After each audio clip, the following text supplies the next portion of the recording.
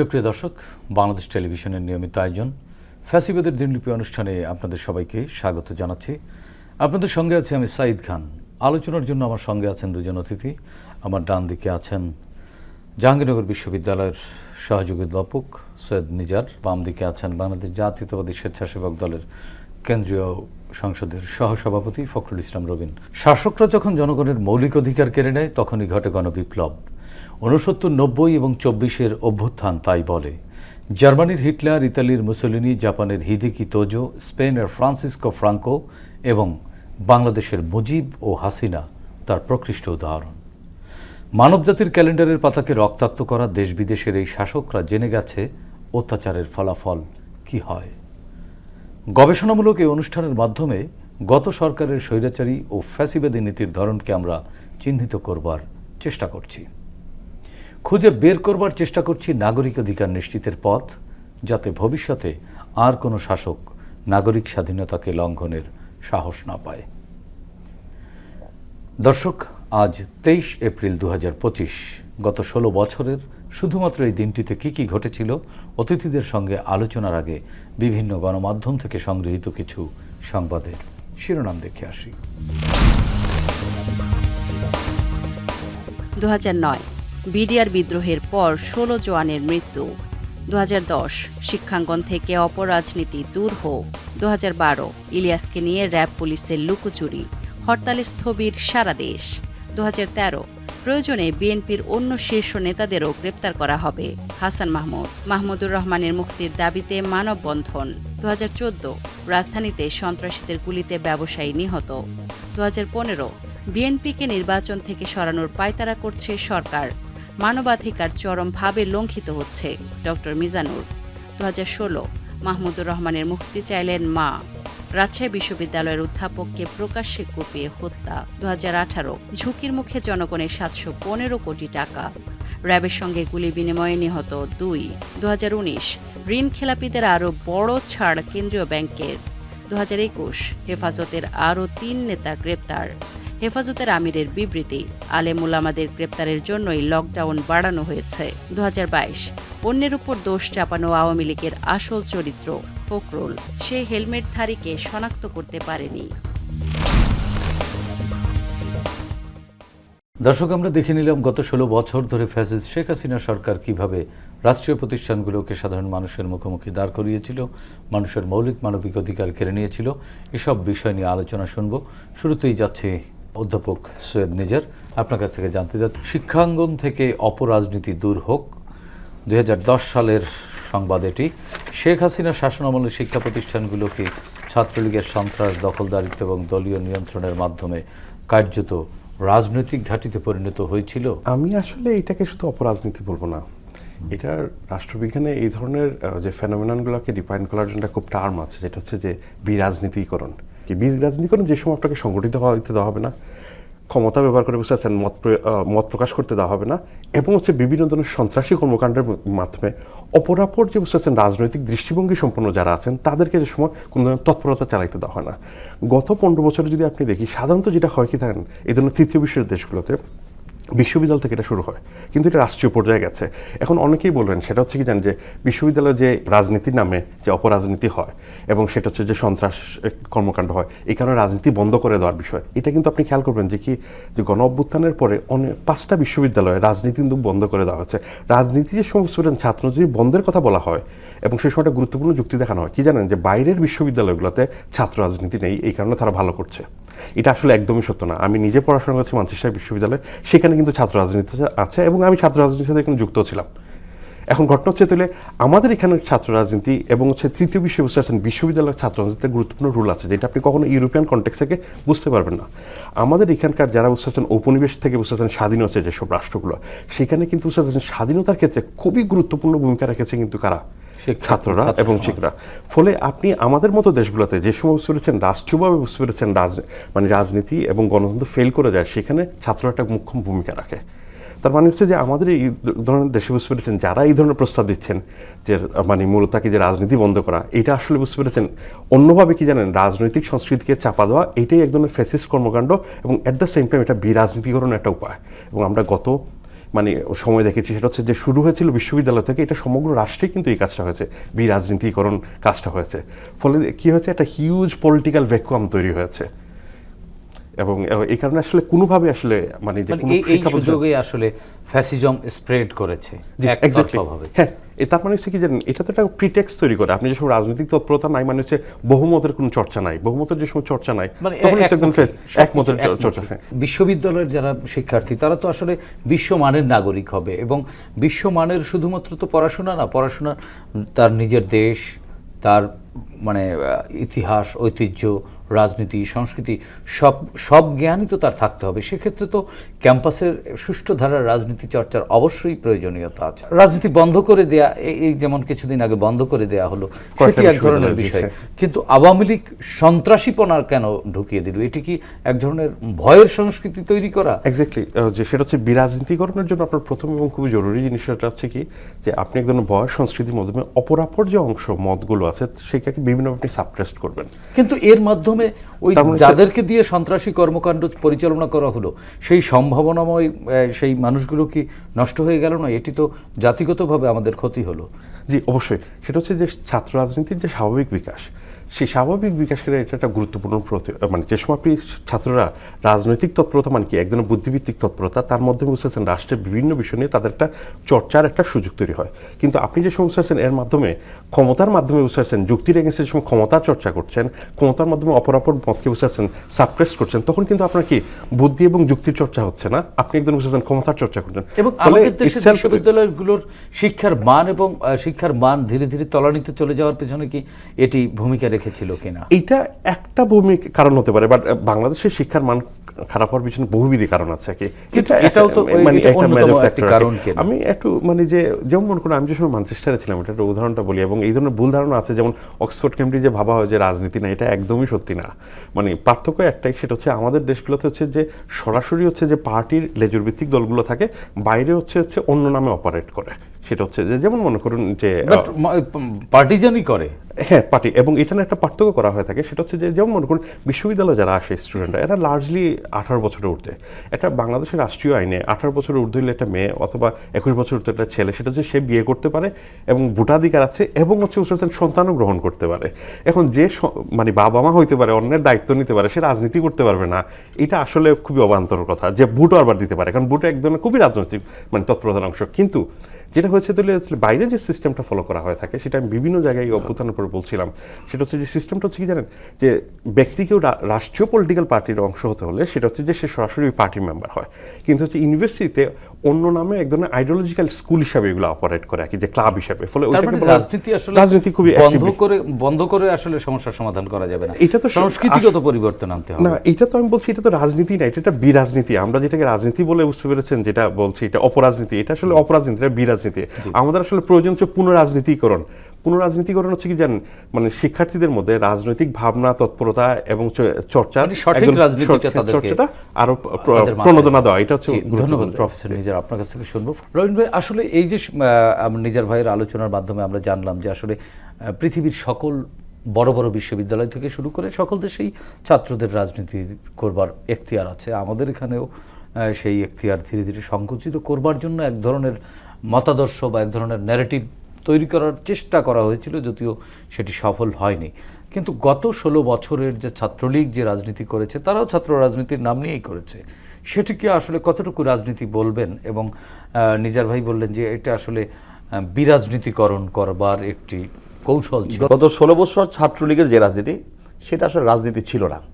ওটা হলের সিট বাণিজ্য, হলের দখলদারিত্ব, অন্য সংগঠনকে ক্যাম্পাসে প্রবেশ করতে না দেয়া, জোর জবরদস্তি করে ছাত্রীদেরকে মিছিল মিটিংয়ে নিয়ে যাওয়া, তাদের মিছিলে না গেলে, তাদের সাথে কাজ না করলে, সংগঠন না করলে সেখানে ক্যাম্পাসে থাকতে দেওয়া হচ্ছে না। আমাদের অন্য অন্য মতাদর্শের যেসব ছাত্র নেতারা বা ছাত্র সংগঠনের কর্মীরা, তারা ক্যাম্পাসে যেতে পারছে না, পরীক্ষা দিতে পারছে না, বছরের পর বছর তারা ঘুরছে, পরীক্ষায় তারা অংশগ্রহণ করতে পারছে না। এটা কোনো ছাত্র রাজনীতি ছিল না। যে ছাত্র রাজনীতি 90 ছাত্র গণ-অভ্যুত্থান হয়েছে, যে ছাত্র রাজনীতির মাধ্যমে, যে ছাত্র রাজনীতিতে 1969-এর ছাত্র গণ-অভ্যুত্থান হয়েছে, যে ছাত্র রাজনীতির মাধ্যমে 52 ভাষা আন্দোলন হয়েছে, সেই ছাত্র রাজনীতি গত 16 বছর শেখ হাসিনার এই ফ্যাসিজমের মানে সময়টাতে নিজের পুরোপুরি সেই বিলীন হয়ে কথাটি গেছে। বলেছেন, এটি রাষ্ট্রীয় সিদ্ধান্ত, রাষ্ট্রীয় সিদ্ধান্ত। এবং আপনি লক্ষ্য করে দেখবেন আপনার ছাত্রলীগের যে কয়েকটি কমিটি হয়েছে এই গত 15 থেকে 16 বছরের মধ্যে, প্রত্যেকটা কমিটিতে একেবারে চিহ্নিত যারা সন্ত্রাসী, চিহ্নিত যারা মাদক ব্যবসায়ী, আমি আপনার প্রকাশ্যে বলতে পারি, ছাত্রলীগের সাধারণ সম্পাদক ছিল নাজমুল, কালো করে বেশ মোটা সোটা। আপনি খবর নিয়ে দেখবেন ঢাকা বিশ্ববিদ্যালয়ে আমাদের ছাত্রদলের বা ছাত্রলীগের যারা ছিল তখনকার সময়, সে প্রকাশ্যে মাদকের ব্যবসা করতো, সে প্রকাশ্যে সরার্দি উদ্যানে মাদকের ব্যবসা করতো, টিএসএ আশপাশে মাদকের ব্যবসা করতো, তাকে ছাত্রলীগের সাধারণ সম্পাদক করা হয়েছে। ছাত্রলীগ একসময় একটি ঐতিহ্যবাহী সংগঠন, অস্বীকার করার কোনো উপায় নেই। 1952 ভাষা আন্দোলন, তারপর ভাষা আন্দোলনের পরবর্তীতে 69 গণ অভ্যুত্থান, 71 মুক্তিযুদ্ধ, সব তাদের অবদান অবশ্যই আছে, তাদের অংশগ্রহণ আছে, তাদের অবদানও আছে, কিন্তু সেটিকে তারা ম্লান করে, তারা নষ্ট করে ফেলছে। ছাত্র দলের বা ছাত্রলীগের যে আন্দোলন হওয়া উচিত ছিল, যে রাজনীতি হওয়া উচিত ছাত্র সংগঠনগুলির, সেটা তারা করতে দেয়নি।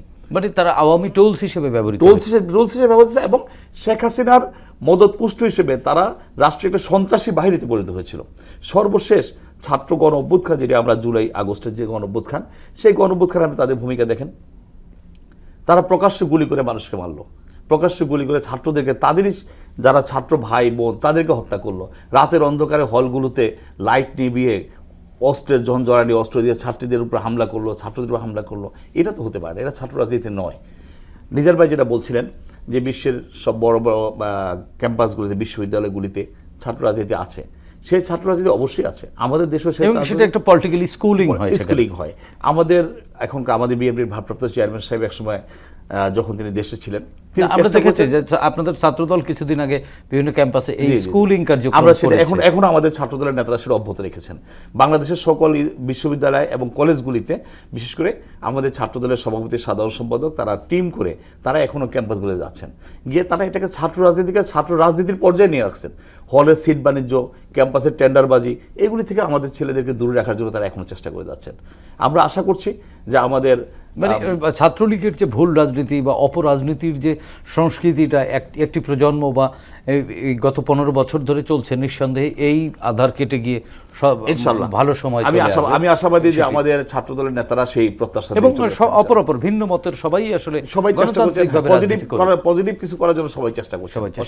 রহিন ভাই, আপনার কাছে আরেকটি জিনিস জানতে চাই। 2012 সালে আসলে বিএনপি নেতা ইলিয়াস আলীকে গুম করা হয়েছিল, বিএনপির পক্ষ থেকে রাষ্ট্রীয় পৃষ্ঠপোষকতায় গুম করা হয়েছিল, এরকম অভিযোগ তোলা হয়েছিল, যদিও আজও পর্যন্ত এই অভিযোগের কোনো মীমাংসা আমরা পাইনি। অন্তর্বর্তীকালীন সরকার একটি গুম কমিশন করেছে। এই গুম কমিশন শুধুমাত্র ইলিয়াস আলী না, একা না, বিএনপির দাপ্তরিক হিসেবে কতজন একজ্যাক্ট বলতে না পারলেও সেটা শতাধিক নেতাকে গুম করা হয়েছে, যাদের কোনো খোঁজ খবর আজও পাওয়া যায়নি। এর মধ্যে সাইফুল আলম হিরু আছে, সাবেক সংসদ সদস্য, এবং চৌধুরী আলম, এরকম আরও বেশ কয়েকজন উল্লেখযোগ্য আছে।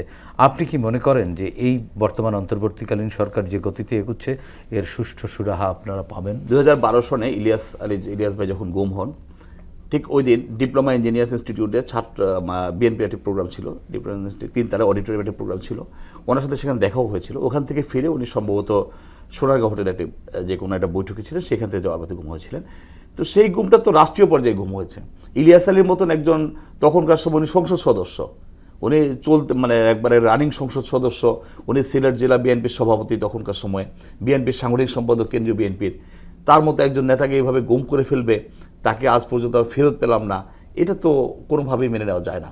ইলিয়াস আলীর পর আমাদের কমিশনার চৌধুরী আলম, আপনি যার নাম বললেন, আমাদের সাইফুল ইসলাম হিরু, লাকসামের এমপি ছিলেন, সাবেক সংসদ সদস্য, আমাদের তেজ কলেজের ছাত্রদলের সভাপতি জাকির, আমিনুল ইসলাম জাকির, আপনার বিএনপি নেতা সুমন, তেজগাঁয়ের বিএনপি নেতা সুমন, তেজগাঁয়ের ছাত্রদল নেতা জন্টু, এই ধরনের অসংখ্য গুম হয়েছে। আমার যতটুকু আমার মনে পড়ে 200 অধিক নেতাকর্মী আমাদের এখন পর্যন্ত আমাদের নিখোঁজ রয়েছে বা আমরা গুম হয়েছে। এবং আপনাকে বলে রাখি, আমিও 2014 সালের শেষ দিকে আমাকেও সেই একই প্রক্রিয়ায় গুম করা হয়েছিল। তখনকার সময় আমাদের মতো অনেক ছাত্রদলের নেতাকেই গুম করা হয়েছিল। আমি টানা অনেক দিন আপনার সেই মিরপুরে কুখ্যাত হচ্ছে সালুদ্দিনের নাম নিশ্চয়ই আপনারা শুনেছেন, পরবর্তীতে যিনি বনানীতে হোলি আর্টিজানের জঙ্গি হামলায় নিহত মারা গেছেন, তো ওনার কাছে আমি অনেকদিন গুম ছিলাম। পরবর্তীতে যে কোনোভাবে উনি আমাকে থানা থেকে কোর্টে পাঠান, কিন্তু সেই সময় আমি দেখেছি যে গুমের যে কষ্ট, এটা আমার পরিবার এবং আমি ছাড়া আসলে কেউ এটা বুঝবে না। শারীরিকভাবে যে নির্যাতন, এই নির্যাতন এটা আসলে আমি যতদিন আল্লাহ আমাকে বাঁচিয়ে রাখবে ততদিন আমি ভুলতে পারবো না। আমার প্রতিটি শরীরে যে গুমের যে চিহ্ন, মায়ের যে মারার মানে মানে এটা কি বলে, এটা নির্যাতনের যে চিহ্ন, এটা আসলে কেউ ভুলতে পারবে না, মানে এক জীবনে আসলে এক জীবনে ভোলা যাবে না। আমাদের তখনকার ছাত্রদলের সাংগঠনিক সম্পাদক আনিসুর রহমান তালুকদার খোকন, আপনার নিশ্চয়ই মনে আছে, একটানা 1.5 মাস 45 দিন সেও গুম ছিল তখনকার সময়। আমি জেলখানে যখন আমাকে পাঠালো, জেলখানে গিয়ে দেখলাম আমার মতো আরও অনেক নেতারাই, অনেক ছাত্রদল কর্মী, যুবদল কর্মী, স্বেচ্ছাসেবক দল কর্মী, অনেকেই 1 মাস 1.5 মাস 2 মাস গুম হওয়ার পরে তাদেরকে কোর্ট থেকে, এবং আপনাদেরকে ওই সময় কি যেন একটা অজ্ঞাত মামলা না যেন কি যেন আমি বলছি, সেটা হচ্ছে কি যেন মামলা দিয়ে আমাকে একটা পাঠানো মামলা হতো। দিয়ে, আমার তখন অনেকগুলি মামলা তখন আছে, কিন্তু একটা মামলা দিয়ে আমাকে তখন স্পেসিফিক তারা কোর্টে পাঠাইছে।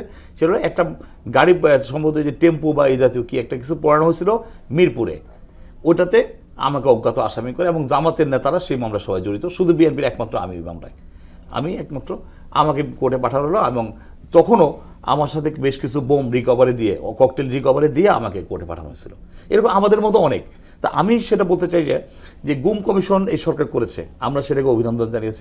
আপনি অভিযোগকারী এবং আপনি সাক্ষী, আমি সাক্ষী। তাহলে এই মামলাগুলো প্রমাণ কিভাবে করবেন?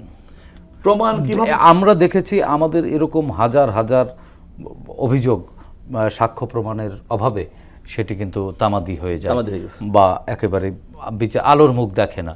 সেক্ষেত্রে আপনি নিজেই ভিকটিম, নিজেই অভিযোগকারী এবং আজকে নিজেই আলোচক, যদিও অন্য আলোচনা ধরেই আমরা আলোচনায় আসলাম, বাট আপনার কাছে কি মনে হয় ভিকটিম হিসেবে আপনি এই মামলার তো সাক্ষী আপনি আর কেউ দিতে না, এই মামলায় কোনো সাক্ষী দেওয়া যাচ্ছে না। তাহলে এই মামলাটি আগাবে কিভাবে আপনি কি মনে এখন করেন? আমরা তো গুম কমিশন যারা করেছেন তাদের কাছে আমরা আমাদের বক্তব্য দিয়েছি, লিখিত বক্তব্য দিয়েছি, এবং কয় তারিখে আমি গ্রেপ্তার হয়েছি, কোথায় নিয়ে রাখা হয়েছে, এবং আমি যতদূর জানি যে যাদেরকে গুম করা হয় তাদের চোখ বেঁধে রাখা হয়, সার্বক্ষণিক। তারা কিছুই দেখে না। আমি জানি না আমি কোথায় ছিলাম, তাহলে আপনার আমিও জানি না আমি কোথায় ছিলাম, আসামি কোথা থেকে কোথায় রাখা হয়েছে, আমাকে কোথা থেকে কোথায় নেওয়া হয়েছে কিছুই জানি না, বা কে আমাকে মারলো, কে কি করলো কিছুই জানি না। শুধু খাবারের সময় চোখটা খোলা হতো, এটা সিস্টেম যেটা ওদের, খাবারের সময় শুধু চোখটা খোলা হতো আর বাথরুমে যাওয়ার জন্য একটু সময় দিত।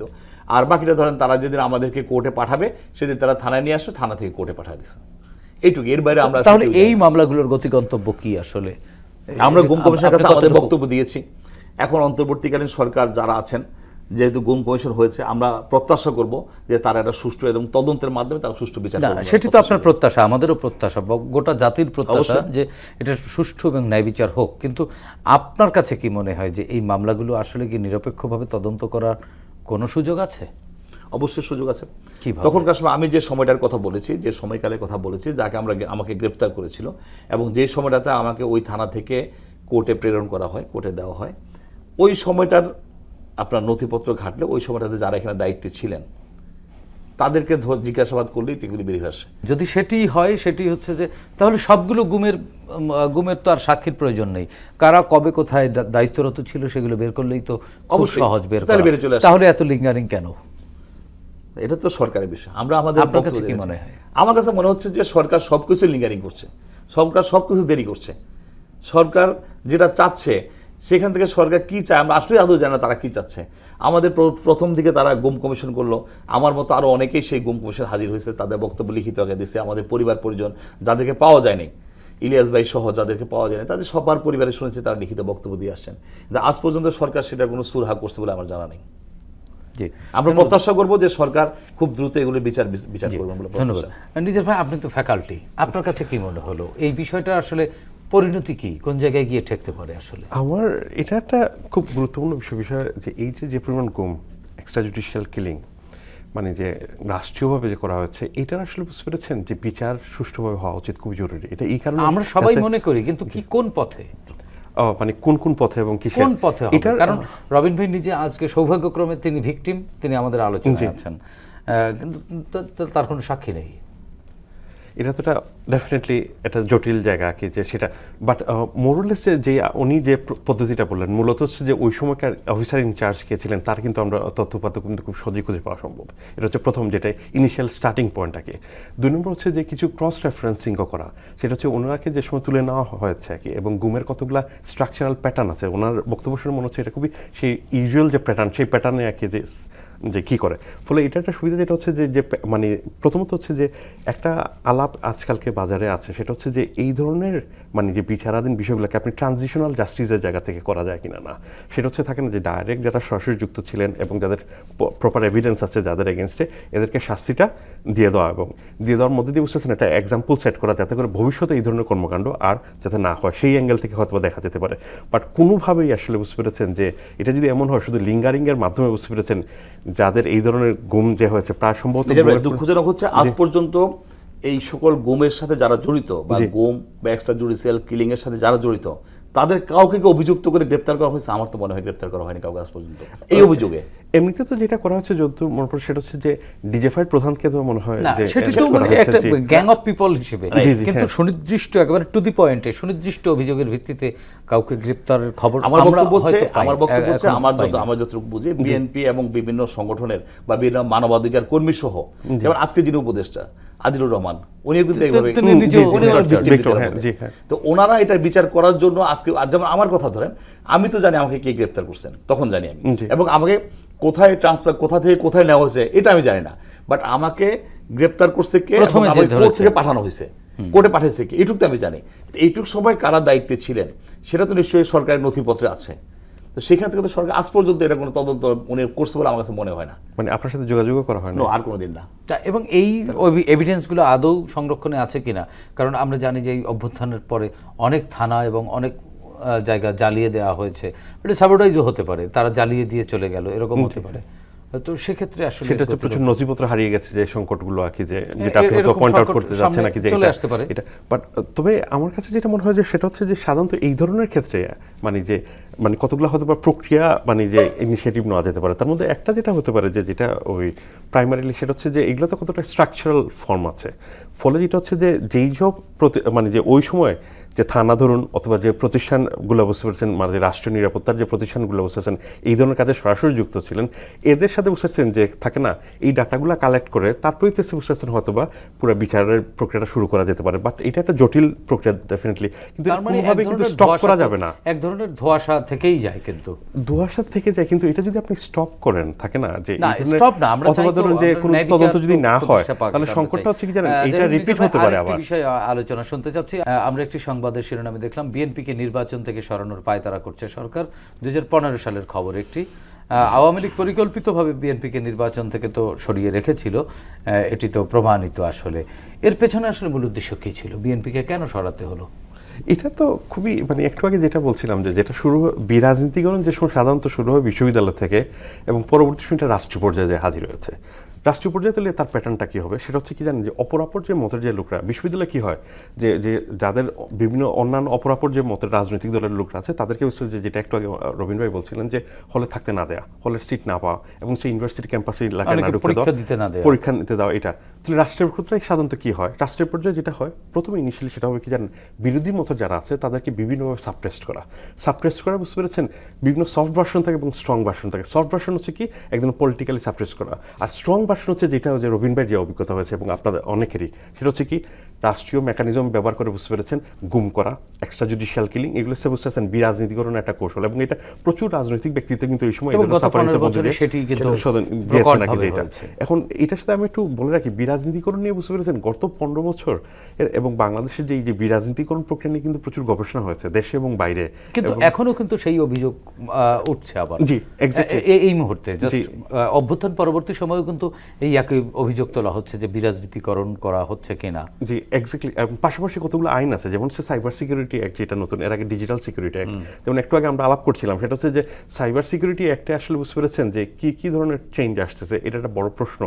কারণ হচ্ছে যে যেই সব মানে অ্যাক্টগুলো ব্যবহার করে বুঝতে পারছেন, এর আগে আর্টিকেলগুলো ব্যবহার করে বুঝতে পারছেন, মত প্রকাশে বুঝতে পারছেন এক ধরনের কী করা হচ্ছে, বাধা দেওয়া হচ্ছে, সেটা যদি বুঝতে পারছেন একই ধরনের আর্টিকেলগুলো যদি এখনো থাকে তাহলে তো একই কাজগুলো করা হবে, তাই না? ফলে যে এটা খুব দেখার বিষয় যে এটা মানে যে খসড়াটা অথবা ড্রাফটটা সামনে আসলেই বুঝতে পারবো কি আমরা প্রত্যাশা করি সেগুলো না ফেরুক। একই বিষয়ে রবিন ভাই আপনার কাছ থেকে জানতে চাচ্ছি যে বিএনপিকে আসলে রাজনীতির বাইরে বা ভোটের বাইরে রাখতে হলো কেন? বিএনপি ভোটে তো 2018-তে গেল একবার, 14 সালে ভোটের বাইরে রাখা হলো, 24-এও রাখা হলো। আপনাদের মতো রাজনৈতিক দলের নেতারা জীবন বাজি রেখে লড়েছেন, আপনারা আপনাদের অনেক সহকর্মীকে হারিয়েছেন। শেখ হাসিনাকে এই পথে হাঁটতে হলো কেন? তিনি তো ভোট দিয়ে স্ক্যামিং করেও নিয়ে নিতে পারতেন। দেখুন, ফ্যাসিস্টরা সবসময় জনগণকে ভয় পায়। তো সত্যি যে বলতে, তারা তো সত্যি কথা বলতে চায় না, তারা জনগণকে সবসময় ভয় পায়, জনগণের ভোটকে ভয় পায়। আপনি দেখেন 2018-তে বিএনপি নির্বাচনে গেছে, বিএনপি এবং সমমনাকে বেশ কিছু দল, রাজনৈতিক দল ধানের শীষ নিয়ে নির্বাচন করছে, ম্যাক্সিমাম দল। ইভেন আজকে যে জামাত ইসলামী এর আমির ডাক্তার শফিকুর উনিও ধানের শীষ থেকে লড়েছেন, ঢাকা 15 থেকে যিনি সাধারণ সেক্রেটারি জেনারেল গোলাম মিয়া গোলাম পারওয়ার, উনিও ধানের শীষ প্রতীকে লড়েছেন। এখন বিষয় হচ্ছে যে বিএনপিকে নির্বাচনে আসতে না দেওয়ার মূল কারণ হচ্ছে বিএনপির জনপ্রিয়তা, আর কিছুই না। মানুষ যদি শুধু ভোট কেন্দ্রে যেতে পারতো 18 সনে, তাহলে আমার ধারণা আওয়ামী লীগ 10টা সিটও পেত না তখনের সময়। তার মানে শেখ হাসিনার আতঙ্কের মূল জায়গাটা হচ্ছে জনগণ। তার মানে উনি কি জনবিচ্ছিন্ন হয়ে গিয়েছেন? অবশ্যই জনবিচ্ছিন্ন। কোন কারণে জনবিচ্ছিন্ন? তার কর্মকাণ্ডের কারণে সে জনবিচ্ছিন্ন হয়ে গেছে। এই যে তিনি তো রাস্তাঘাট, ব্রিজ, এলিভেটেড এক্সপ্রেস অনেক কিছু করেছেন। রাস্তাঘাট, ব্রিজ দিয়ে তো আর জনগণের সমর্থন, রাস্তাঘাট ব্রিজ তো এটা রাষ্ট্রের কর্মকাণ্ড। একটানা 15 বছর উনি ক্ষমতায় ছিলেন। এই 15 বছরে রাস্তাঘাট ব্রিজ না করলে চুরি করবেন কিভাবে? চুরি করতে হলে তার রাস্তা লাগবে, আপনার তো পয়সা খরচ করতে হবে। 10 টাকা খরচ করে 5 টাকা পকেটে ঢুকাবেন, 5 টাকা খরচ করবেন, নাহলে কি করবে উনি? এছাড়া তো এইসব অপকর্ম, উনি রাষ্ট্রীয় যে সন্ত্রাস, সেগুলিকার জনগণ থেকে পুরোপুরি বিচ্ছিন্ন ছিলেন বলতে গেলে। আর বিচ্ছিন্ন থাকার কারণেই উনি 18 সনে বুঝতে পেরেছিলেন যদি বিএনপিকে নির্বাচনটা সঠিকভাবে করতে দেওয়া হয়, বা ধরেন 50%ও যদি নির্বাচন ফেয়ার হয়, তাহলে বাংলাদেশ আওয়ামী লীগ অস্তিত্ব থাকতো না 18 সনে, আমি মনে করি। কারণ আমি তখন মাঠে ছিলাম, দেখছি তখন মাঠের অবস্থাটা কী। যে কারণে 2024 সনে এসে উনি একই কাজ করলেন যেন বিএনপি নির্বাচন করতে না পারে, সেই পরিবেশটা তৈরি করে ফেললেন। কিছু কিছু রাজনৈতিক দল বলছে যে জুলাই অভ্যুত্থান পরবর্তী সময়ে রাজনৈতিক দলগুলোকে এক ধরনের চাপের মধ্যে ফেলে নির্বাচন লিঙ্কারিং করা হচ্ছে বা হওয়ার চেষ্টা করছে। যদিও অন্তর্বর্তীকালীন সরকারের প্রধান উপদেষ্টা প্রফেসর ইউনূস কিন্তু বলেছেন যে দ্রুত সময়ের মধ্যেই নির্বাচন দিয়ে দিবেন। তারপরেও এই অভিযোগটা আসলে কিসের ভিত্তিতে আপনারা কতদিন সেটা কিন্তু উনি বলছেন না বারবার। উনি একবার বললেন ডিসেম্বরের মধ্যে নির্বাচন করবেন, পরবর্তী আবার কয়েকদিন আগে দেখলাম উনি বললেন ডিসেম্বর থেকে জুনের মধ্যে নির্বাচন করবেন। তো উনি সুনির্দিষ্ট রোড ম্যাপ দিলে সমস্যাটা কোথায়? বাংলাদেশে উনি যে সংস্কার, কিছু যৌক্তিক সংস্কার তো প্রয়োজন, অবশ্যই আমরা সেটি তো আপনিও মনে করেন। সংস্কার তো যেমন মনে করেন এই আওয়ামী হেজিবুডির পুলিশ দিয়ে কি আসলে সুশৃঙ্খলভাবে ভোট করা সম্ভব? এই যে যারা নির্বাচন পরিচালনাকারী কর্মকর্তা আছেন, যারা শেখ হাসিনার নির্বাচনকে মধ্যরাতেই রেজাল্ট দিয়ে দিয়েছেন, তাদের দিয়ে কি সুষ্ঠু নির্বাচন সম্ভব? অবশ্যই না। সেগুলো তো সংস্কার অবশ্যই সম্ভব, কিন্তু সংস্কারের জন্য কতদিন আপনি সময় নেবেন? জি, সংস্কার তো আমাদের পার্টি সবার আগে চাইছে, এই দেশের সবার আগে বিএনপি সংস্কার চাইছে। তারেক রহমান সাহেব, আমাদের পার্টির ভারপ্রাপ্ত চেয়ারম্যান মহোদয় তারেক রহমান সাহেব 31 দফা যে রাষ্ট্র কাঠামো মেরামতের নির্দেশনা, সে সংস্কার, সেটা তো আজকে আরো অনেক আগে ঘোষণা করছেন। সুতরাং সংস্কার তো আমরাই সবার আগে চাইছি। আমাদের দলের যে 31 দফা রাষ্ট্র কাঠামো মেরামতের, সেটাকে আপনি গ্রহণ করলে সেটার কিছু অংশ আপনি পড়ে দেখছেন কি আমি জানি না, অবশ্যই পড়ছেন নিশ্চয়ই। সেটা পড়ে দেখলে সেখানে তো রাষ্ট্রের সবকিছু বলা আছে, সেখানে সংস্কার করলেই তো হয়। অবশ্যই আমরা সংস্কারের পক্ষে। আমরা চাই যৌক্তিক সময়ের মধ্যে সংস্কার হোক, সংস্কার যেগুলি খুবই বেশি প্রয়োজন সংস্কারটা শেষ করে যত দ্রুততম সময়ের মধ্যে সম্ভব উনি বাংলাদেশের জাতীয় সংসদ নির্বাচন ঘোষণা করুক, আমরা সেটাই চাচ্ছি। এবং প্রফেসর ইউনূসের আপনারা বিরচিত বিদায় প্রত্যাশা করেন? অবশ্যই বিরচিত। আমরা তো ওনাকে সবসময় অভিনন্দন জানাই। আমাদের পার্টি থেকে শুরু থেকে ওনাকে বলা হয়েছে যে বাংলাদেশের একজন সজ্জন মানুষ এবং বাংলাদেশের জন্য একটি অবশ্যই বাংলাদেশের সম্পদ, অবশ্যই সম্পদ আমাদের দেশের জন্য।